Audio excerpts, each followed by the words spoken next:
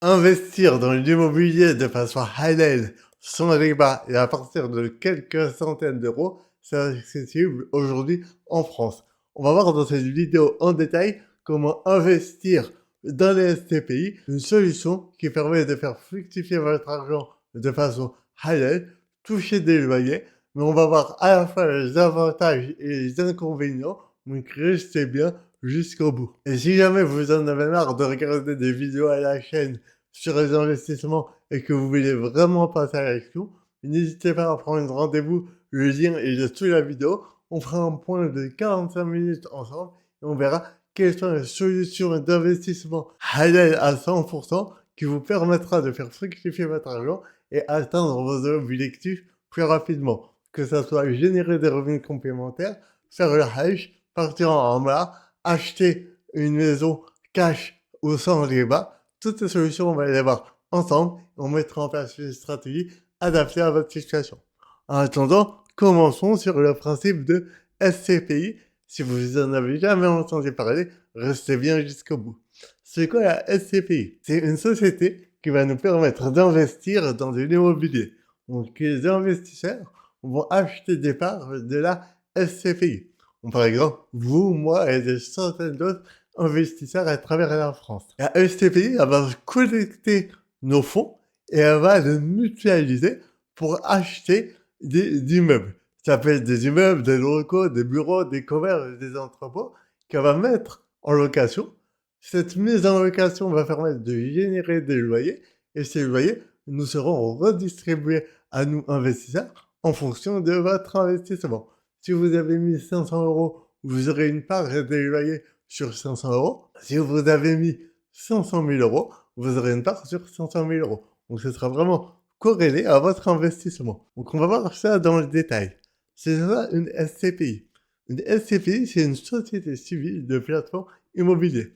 Je serais dit, c'est un fonds collectif qui est permis d'acheter des parts de la SCPI. Donc on va être propriétaire de la société et pas uniquement d'un bien en particulier. C'est ce qu'on appelle de la pierre papier qui va nous permettre de nous exposer à l'immobilier sans être propriétaire d'un appartement en particulier ou d'un local en particulier. Non, on est propriétaire d'une SCPI qui, elle, va être propriétaire de dizaines, centaines de biens. Et les tickets d'entrée sont très accessibles. Ça va être à partir de 200 euros, par exemple. Donc, pas besoin d'avoir 50 000, 100 000, 200 000 euros pour commencer à créer un patrimoine immobilier. On peut le créer à partir de 200 euros et monter petit à petit dans le temps et se créer un patrimoine qui crée du revenu. Il y a un mécanisme de distribution. Donc, les loyers collectés par la société de gestion nous sont redistribués au prorata de notre investissement. Ça peut être par versement mensuel ou trimestriel. Et ça, c'est super. Pourquoi? Parce que la gestion, elle est 100% déléguée. Vous n'avez pas de locataire à gérer, pas de travaux à subir ou à entretenir, pas d'administratif à faire, et la société fait tout. Et cette société doit être certifiée par l'autorité des marchés financiers, l'AMF, pour être sûr que c'est quelque chose de fiable et sérieux. En échange, on va payer des frais d'entrée, entre 8 et 12%.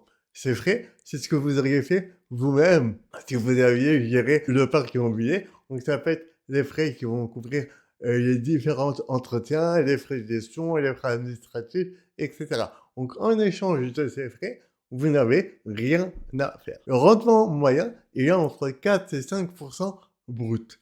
En France, le rendement moyen, il est de 6% dans l'immobilier. Si vous êtes à Paris ou dans des grandes villes, ça sera beaucoup moins. Si vous êtes en province et que vous faites des rénovations, ça sera plus. En moyenne, on est à 6%. Ici, dans les SCPI qu'on va voir, ce sera entre 4 et 5%. Par contre, vous n'avez rien à faire. Vous mettez de l'argent tous les mois et c'est fini. Ça vous permet de passer plus de temps à générer du revenu via d'autres solutions ou à passer plus de temps en famille ou sur votre religion. Et le type de biens ciblés, en général, ça va être des bureaux, commerces, entrepôts, avec une diversification géographique en France et en Europe. Par exemple, en Espagne, etc. Maintenant, toutes ces SCPI ne sont pas halal. Pour que ça soit halal, il y a différents critères. Le premier critère, c'est zéro endettement rémunéré, donc pas de riba. C'est la règle. Uniquement l'argent des investisseurs. aucun emprunt bancaire. À l'inverse, le levier bancaire crée du riba haram. C'est-à-dire que si nous, investisseurs réunis, on met 50 millions d'euros par an, et la société de gestion doit investir 50 millions.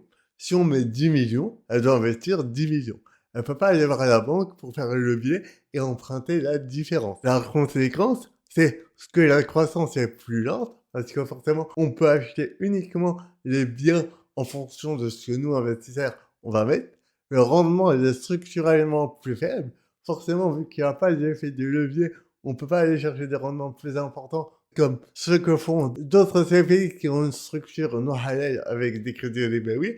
Par contre, à l'inverse, il y a une résilience en cas de crise immobilière. Ces dernières années, le monde immobilier et le monde des SCPI a connu une crise avec la hausse des taux d'intérêt. Vu que les SCPI halal n'ont pas fait appel à des crédits bancaires, elles étaient structurellement plus fortes et elles ont vu le prix des parts des SCPI qui n'ont pas baissé. Et ça, c'est super. Ça permet de sécuriser son patrimoine et de le préserver davantage. Maintenant, les locataires, c'est le deuxième critère pour une SCPI halal. Il faut que le locataire ait une activité halal. Logistique, santé, éducation, tech, résidentielle, etc. On ne pourra pas louer, par exemple, à une boîte de nuit, ou à un bar, ou à un restaurant qui vend de l'alcool. Ça ne sera pas possible. Donc, le premier critère, pas de débat. Le deuxième critère, le locataire doit être halal. Donc, on va exclure des activités. Alcool, tabac, jeux, armement, banque, etc. Et il y a une obligation de vérification active. Donc, c'est pas une déclaration d'intention. Il doit y avoir un contrôle à chaque nouvelle acquisition et mise en location. Et ça, c'est le rôle d'un charia à bord qui va vérifier pour nous, investisseurs, que les investissements sont bien loués à des activités halal. Mais ça ne suffit pas. Vous pourriez penser que ça y est, on n'a pas de riba, on loue à des personnes halal, c'est fini, et les CPI sont OK. Non, il y a un troisième critère, c'est le cash en attente sur les comptes doit être conforme. Prenons un exemple. On investit par exemple 5 millions d'euros sur sur le premier trimestre 2020. Sauf qu'on va acheter un immeuble à 10 millions d'euros par exemple. Les 5 millions ne seront pas investis. Donc il y a un délai entre la levée auprès des investisseurs et l'investissement dans les biens. Donc l'argent dort avant d'être investi. Il est sur un compte bancaire. Donc qu'est-ce qui se passe? Dans une SCPI classique, on dépose cet argent sur un compte conventionnel. Et la banque en fait ce qu'elle veut. Elle l'utilise comme votre argent sur un compte courant pour prêter à des entreprises, prêter à des particuliers, investir sur les marchés interbancaires. Ça, ce n'est pas illicite, c'est pas halal. Donc, c'est pas autorisé. Dans le cas d'une SCPI conforme, l'argent, il doit être bloqué, isolé des fonds de la banque. Ça ne peut pas être utilisé par la banque et ça doit être bloqué sur un cantonnement strict des fonds en attente. Donc, on doit cantonner cet argent pour pas que ça soit utilisé. Et là, vous avez une SCPI 100% halal. Aujourd'hui, on propose dans mes accompagnements. Donc, si jamais vous souhaitez être accompagné sur cette stratégie immobilière, on peut vous accompagner au sein de la méthode Moussi Mauvaise, mais sachez qu'il est possible d'investir à SCPI halal. Les avantages, parce qu'on va voir qu'il y a des avantages, mais aussi des inconvénients. Il faut prendre en compte tous ces aspects avant de commencer à investir. Le premier avantage, c'est que vous commencez à vous créer des revenus passifs réguliers. Donc, vous percevez des loyers sans rien gérer. Pas de locataire, pas de sinistre à gérer et des revenus mensuels prévisibles et complémentaires. C'est-à-dire que si vous avez 10 000 euros investis, vous saurez que régulièrement, chaque mois, vous aurez la même somme en loyer. Et petit à petit, le but, c'est de rajouter chaque mois, chaque année, pour faire croître votre patrimoine dans ce pays et augmenter vos revenus locatifs. Le portefeuille est relativement stable. Il y a une faible corrélation entre les SCPI et les marchés boursiers. C'est une solution pour amortir votre portefeuille plus volatile. La bourse, les cryptos, l'or. Si dans votre portefeuille vous avez des solutions volatiles, et j'espère que vous en avez, parce que c'est important d'avoir ce type de solution long terme, la SCPI est là pour amortir certaines crises potentielles. Donc c'est un actif réel tangible et adossé à de l'immobilier physique. Donc c'est bien pour structurer et diversifier un portefeuille. C'est bien parce qu'on peut acquérir aussi son crédit avec oui et à partir de quelques centaines d'euros. Vous n'avez pas 100 000, 500 000, 600 000 euros ou je sais pas, même 80 000 euros à investir dans un appartement, et ben vous pouvez commencer à investir dans l'immobilier et ce, sans crédit, donc sans riba. Et c'est une des seules façons d'accéder à l'IMO très facilement, sans intérêt bancaire et sans une grosse épargne initiale. Autre avantage, c'est la diversification géographique et sectorielle. Avec un investissement, par exemple 10 000 euros, vous allez investir dans plusieurs biens. À l'inverse, si vous achetez un appartement, par exemple à Marseille, et qu'à Marseille, il y a, je sais pas, une autoroute qui se crée juste en bas de votre appartement ou votre maison, ben vous pouvez perdre de la valeur sur cette maison. Ou si vous êtes à Nantes, par exemple, et qu'il y a un nouveau point de deal de drogue, ben votre appartement aura perdu de la valeur. Par contre, ici, vu que c'est diversifié d'un point de vue géographique et sectoriel, si jamais un local, un appartement, un immeuble perd de la valeur à Marseille, il peut en prendre à Paris ou en prendre à Barcelone. Et en gros, ça permet de diversifier votre portefeuille et d'avoir un investissement plus safe, plus sécurisé. Parce que vous investissez pas uniquement dans un projet, mais dans différents immeubles, dans différentes villes et dans différents pays. Donc le risque locatif, il est mutualisé. Si un locataire est défaillant, l'impact, il est marginal. Alors que si vous avez un appartement à 100 000 euros ou à 200 000 euros et que votre locataire ne paye pas, c'est un manque immédiat à gagner. Il n'y a pas d'autre appartement pour subvenir, pour couvrir cette perte. Vous voyez, il y a vraiment différents avantages à la SCPI. C'est très facile pour commencer à investir dans l'immobilier. Ça permet de se créer des revenus locatifs réguliers. Il n'y a aucune gestion et c'est très diversifié. Donc, vu que c'est diversifié, on vient limiter le risque. Un peu comme sur un ETF, mieux vaut investir en bourse sur un ETF plutôt que sur des actions individuelles. C'est moins risqué et c'est historiquement plus performant à long terme et c'est ce que je recommande au sein de la méthode Motion Invest et sur ces vidéos de ma chaîne YouTube. Maintenant, rien n'est parfait. Donc, il y a forcément des inconvénients. Et la première chose, c'est la liquidité elle est structurelle. Donc, quand on investit, pour pouvoir couvrir les frais, il faut investir sur au moins 8 et 10 ans. Et ça, c'est pareil. Si vous achetez un appartement en direct, vous allez payer des frais de notaire, vous allez payer des frais pour le rénover, peut-être, vous allez payer des frais pour intégrer l'appartement, ou pour couvrir tous ces frais. En général, on recommande d'être au moins 8-10 ans dans l'appartement. C'est pareil dans les CPI. On ne vient pas aujourd'hui pour vendre demain. Deuxième chose, le capital il est indisponible durant la période. Donc, si l'argent est investi en SCPI, il n'est pas sur votre compte bancaire. Vous n'allez pas pouvoir financer un projet, par exemple, à leur âge avec. Mais bon, l'investissement, c'est à long terme, donc ça, c'est pas un souci. Et troisième point, la revente est longue, potentiellement, et incertaine. C'est pas aussi liquide qu'un ETF. Un ETF, vous voulez vendre votre ETF, dans quelques heures, vous recevez l'argent. La SCP, c'est comme un appartement. Vu que vous vendez des parts de biens immobiliers, il faut quelqu'un qui rachète ces parts. En général, ça prend quelques semaines à quelques mois. Ça peut prendre une semaine comme 3-4 mois. Exactement de la même façon, si vous aviez un appartement et que vous vouliez le revendre, il vous faudrait quelques semaines ou quelques mois pour le revendre.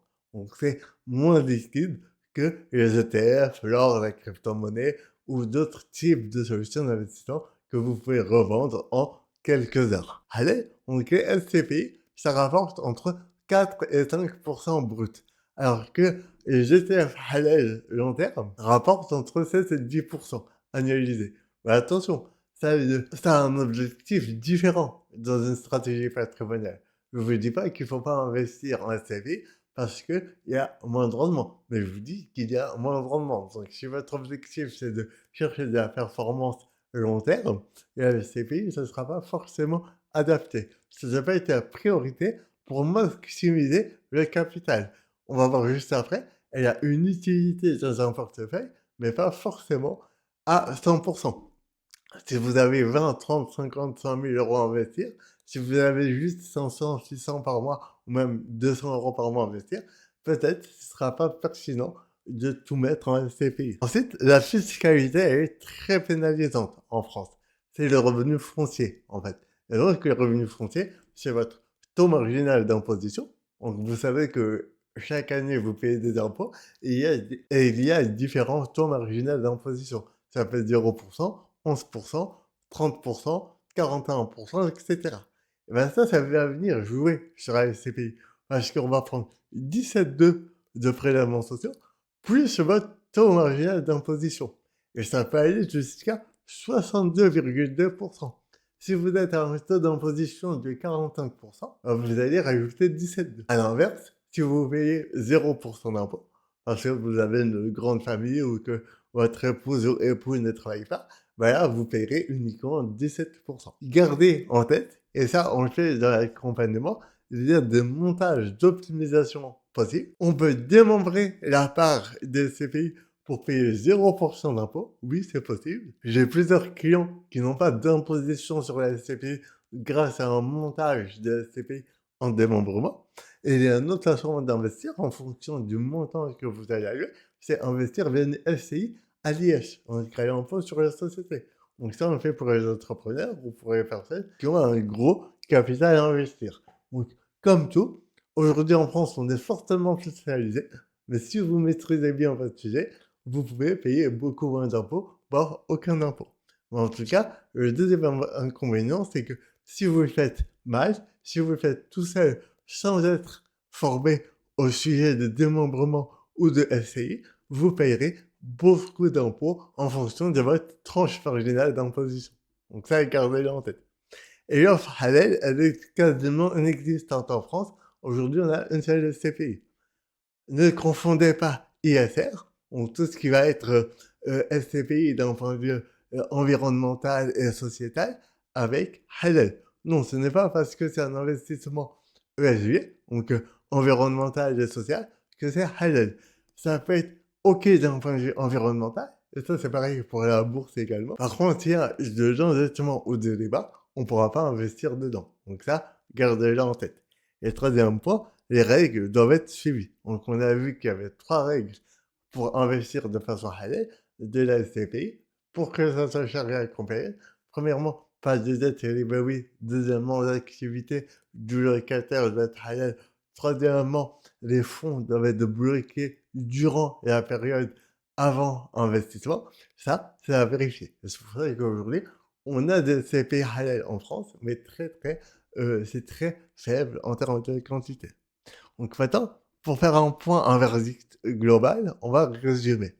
Donc, d'un point de vue investissement, c'est théoriquement valable. On peut investir de façon halal dans des SCPI, c'est conforme à l'éthique musulmane et on peut faire de l'immobilier sans riba. Maintenant, il y a très peu de solutions.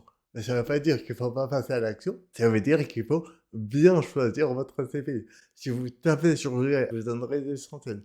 Mais il faut choisir des options halal. Deuxièmement, il faut faire attention à votre stratégie. Donc, si vous avez une stratégie de croissance, le but c'est d'investir à moyen et long terme pour faire fructifier un maximum votre argent. Dans ce cas-là, on va préférer des solutions comme des ETF en bourse, certaines cryptos, de l'or, du private equity, etc. À l'inverse, si votre objectif principal c'est de sécuriser votre patrimoine parce que vous avez un très très gros patrimoine ou que vous voulez générer des revenus complémentaires avec des loyers, et bien là, on peut intégrer de la SCPI comme solution d'investissement. Donc ça peut se faire, par exemple, sur des patrimoines à partir de 20 000, 30 000 euros d'investissement, ou même si vous avez 500, 600, 800 euros par mois à investir, là, on peut commencer à diversifier avec de la SCPI. Mais on revient, il faut faire attention à votre fiscalité. Donc on ne va pas investir de n'importe quelle façon. Donc ça, c'est important à garder en tête. Ne confondez pas dans votre stratégie d'investissement la partie croissance et la partie revenu. On n'investit pas de la même façon quand on est dans une phase de croissance, moyen et long terme. Moi, c'est la phase où je suis actuellement. Mon but, c'est de chercher le maximum de rendement sur les 10 prochaines années pour pouvoir générer des revenus complémentaires à terme. Et là, je serai dans une phase de revenus. et ben, n'investissez pas de la même façon sur ces 2 phases. Et la règle absolue, c'est garder en tête qu'on investit uniquement dans des solutions halal, donc pas forcément ISR, et qu'on respecte les 3 critères de conformité. Donc on les a vus, je ne vais pas les répéter, mais c'est très important. Donc voilà pour le principe de SCPI. Si jamais vous voulez passer à l'action et commencer à faire fructifier votre argent de façon halal, n'hésitez pas à prendre rendez-vous sous la vidéo. C'est un consulting offert qui dure 45 minutes et on fera un point sur votre situation et on verra comment on peut commencer à investir de façon halal et performante. Et en attendant, pour voir différentes solutions d'investissement halal en dehors de SCPI, je vous mets une vidéo, vous avez juste à cliquer ici et vous pourrez regarder comment investir de façon halal en France en 2026. Et n'hésitez pas à fouiller sur ma chaîne, vous trouvez différentes solutions d'investissement et comment assurer que les investissements sont halal.